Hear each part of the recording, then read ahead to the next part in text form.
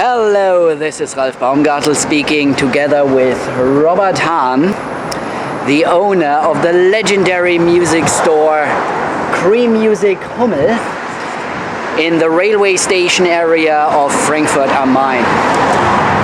I'm an old customer of Cream Music. I purchased this sequencer, the Fricke MFB 601 sequencer, in January 1982. And Robert, we go inside and you give us a little tour through your shop. Huh? You're very welcome. Okay.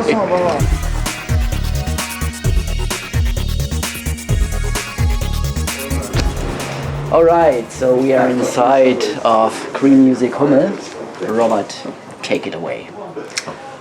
Yeah, this is a very, very old traditional music shop from 1904. My great-grandfather was founding this shop with my great-grandmother. Yeah, well, I mean, a long time ago, about 111 years so far, and yeah, we're still strumming. So, yeah, I mean, we have all the basic instruments like guitars, bass equipment, studio gear, a huge drum shop. We started in 1978 with the first showroom in Germany. Yeah, I mean, it was possible to check out drums, you know.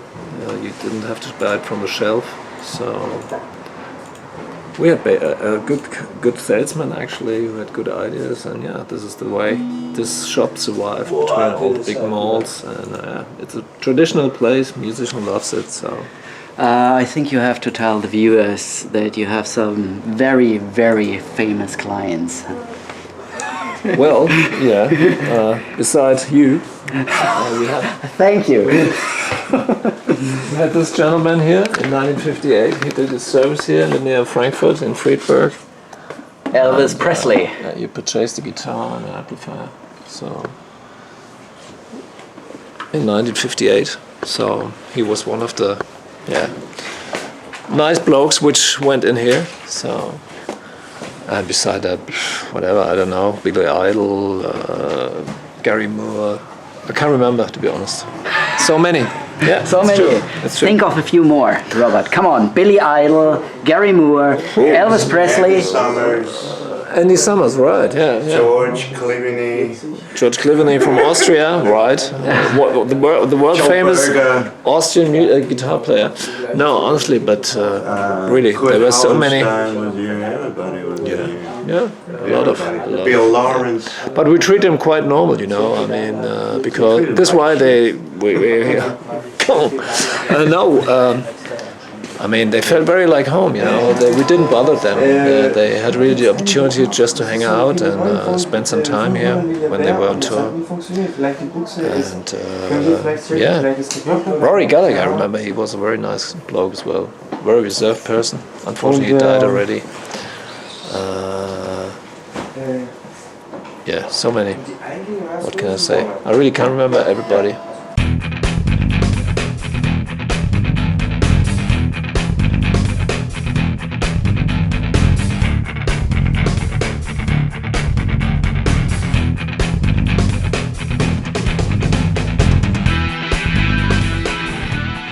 So, well, we're here in the very old part of the shop. It started here. After, I mean, the shop, the first shop we had about in Taunusstraße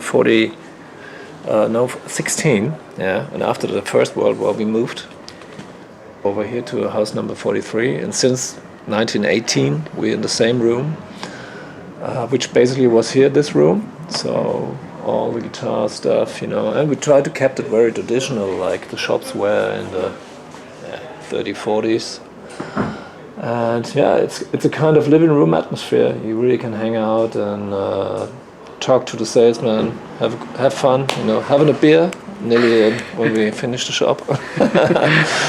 Sometimes earlier. But yeah, I mean, over there, here we have an acoustic shop, acoustic instruments, and yeah, it's like really. Let's walk in there and have a look. Yeah. Come on, Robert. Okay, just follow me. It's like, you know, really living room atmosphere. Yeah. So Okay. Nice sounding room, perfectly for acoustic instruments. Little reverb. And some amplification stuff, you know. And yeah, and it's just the old part here. And if you want, we can go in the basement where we have our studio recording gear room, PA systems, old synthesizers. We have still some stuff left, but not so many, unfortunately. We sold a lot. Times are hard, we have to get rid of some of the stuff. So, okay, I'm telling the guys who are usually watching my vlog regarding the synthesizers.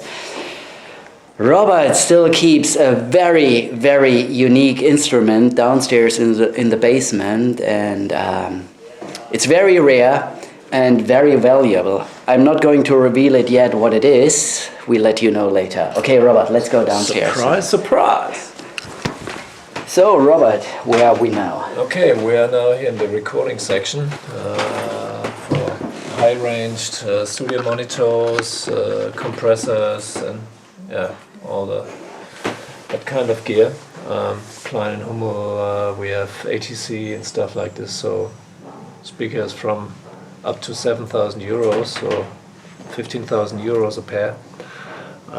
Yeah, I mean, if you listen music via such a system, you really can hear what mixes means, you know, what makes the music, you know, groovy and whatever. Yeah. So, but this is unbelievable if you know records for ages, you know, and you listen this music via such a system. You hear out from the mix, you hear basically stuff you never would hear in your home system, or yeah. So it's really interesting, yeah, spending money on that. If people realize what a good monitor does, you know, if you really have a plan what you're doing in the same second when you edit something, then yeah, you think about maybe invest some money in that. Yeah. This is what we have since about 3 years. Yeah, the people purchasing here really high range stuff because it's definitely worth the money. Okay, and here you are selling the Korg ARP Odyssey. Exactly. Yeah, it came out a couple of weeks ago. It's not. I mean, not everybody knows what that kind of instruments does, but yeah, our ambition is, you know, to let all the kids play here, that they realize what is possible when they can change something. Yeah, not via a mouse on a synthesizer. If you do something, you know, you play to your backing, you know, and you edit something, that what really makes music interesting, in my opinion. You know. Just to give the viewers who don't know the ARP Odyssey a little bit of the background. I think the ARP Odyssey was first introduced to the market in 1972 or 1973 by the company called ARP. Yeah. And I think it was built until 1981. That was also the year when ARP went bankrupt, unfortunately. Yeah. But very innovating companies. Yeah. And I think this year or late last year, the company Korg, a Japanese synthesizer manufacturer, just started manufacturing the ARP Odyssey according to the original specifications, yeah, and with the assistance and help of one of the original designers. Exactly. Yeah, that's it. Okay, cool. Then you are selling here the Korg MS-20, also the new model. Yeah. MS-20, exactly, of course, sorry, I'm speaking German. The MS-20, which looks exactly the same. Yeah, I mean, what these instruments are costs compared to the originals, it's unbelievable. You know, you had to invest in the 70s, 80s, you had to bring a whole lot of money in that shop to get a little piece, you know. Now it's so cheap actually what you can do, and yeah, you have lots of possibilities. Even the newer brands like the Arturia stuff is really popular, and they do a fantastic job, and you can get a synthesizer like this for about 300, 450 euros, you know. So you don't have to invest that much money if you want to have fun. Okay, just to tell the people who don't know, the Korg MS-20, that's the new version. It's a bit smaller than the original one. And also the expander module. Very rare as well, actually. Rare parts here. This was produced actually for the Japanese market, and they brought over here to Germany a couple of pieces. We have just one left. Yeah, go for it. Okay, Robert, and here are the microphones. Yeah, we've got a very nice selection of Neumann microphones from the German brand Neumann from Berlin. Yeah, very traditional company as well. They brought out the U47 FAT, which was released a couple of months ago. The original is from the 70s as well. Or, yeah, 70s, must be 60s or 70s, I'm not sure. Yeah, and yeah, a microphone like this costs you about 3,800 euros, but it's definitely worth it. The sound is just amazing. Yeah, U69, a stereo microphone from Elder selection we have still here. And yeah, some digital microphones they have as well from Neumann, DA1. And then you're also selling, of course, digital field recorders. Yeah. A variety, Tascam, Zoom. I think it's a nice market actually. So the people wants to record on a very easy way and a quite perfect conditions. Yeah, I mean the microphone sounds amazing. Yeah, it's unbelievable. And you have the opportunity to mix it. Maybe you hook up some small membrane microphones, put them from the stage, 2 microphones for stereo, and then you have an omnidirectional microphone head where you can do the recording in front of the stage. And if you mix that signals, you have better signals than some live recording albums from very huge, great artists from the 70s maybe. Yeah, it's unbelievable what this equipment does in terms of sound. I'm using the Zoom H4n. Pretty good piece of equipment. I've been using it, I think, now for 5 years. I think it was introduced to the market 5 years ago or 6 years ago. Yeah, that's correct. And it's still brilliant, perfect, really. You have XLR input and it's, Now you have the option, for instance, to change the head. It depends on the signal. Yeah, this goes straight. Yeah, with a stereo mic, you have that stereo signal, but not the mid. So that, and this is a fantastic possibility now to have just from the front the microphone, the signal, So in here you have basically 4 inputs, like a little mixer, where you can put some microphones on several positions.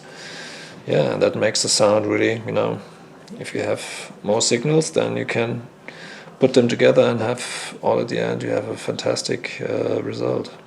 But that's my small thing here of about it costs you around 450 euros. Unbelievable. Okay, and now I'm going to show you the very rare synthesizer that Robert keeps at his basement. And it is, I show you, the Sequential Circuits Prophet 10. It is actually a Prophet 5, 2 Prophet 5s in one box. And there were not many pieces built. So, okay, I think Robert, where are you? So I think you have to get in touch with Robert directly, contact him at his shop if you want to buy this thing. All right, Robert, do you want to say something to it? Yeah, we had it for ages in our studio. We have professional recording studios since the 70s. And we had it there from, I don't know, from the 80s, I think.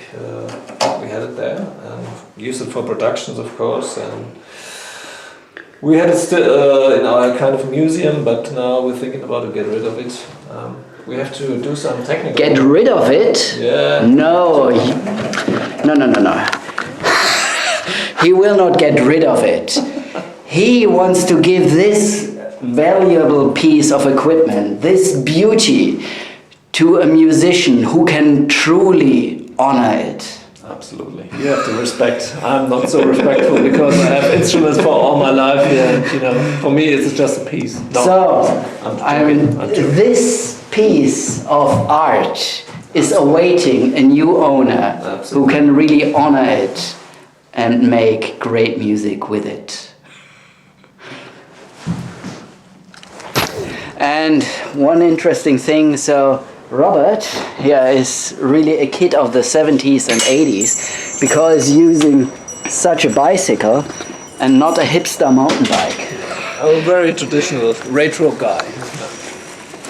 Okay, Robert, so where can people find you? You have a website? You get a website, cream-music.com.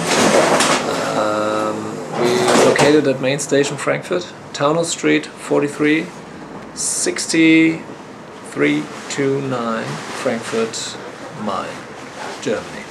Okay, and I will put the link to his website below this video. That's okay. All right, this is the end of today's episode. If you like today's video, I kindly ask you to give me a thumbs up and also to subscribe to my channel. You'll find the link here below. And for today, I say goodbye. I see you next time inside my video. Have a good week. Bye-bye.